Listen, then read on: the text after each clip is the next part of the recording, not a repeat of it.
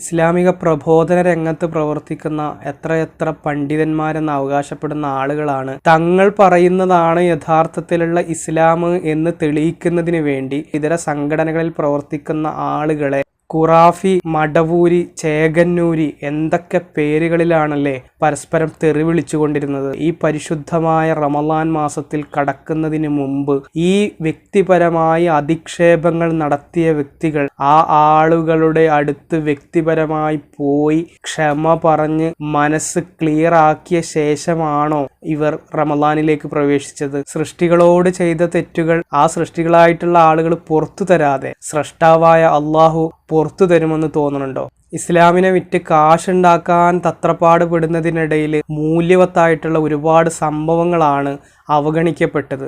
അതിൻ്റെ ദുരന്ത ഫലമാണ് ഇന്ന് മുസ്ലിം സമൂഹം മുഴുവനും അനുഭവിച്ചു കൊണ്ടിരിക്കുന്നത്. ശരിയല്ലേ?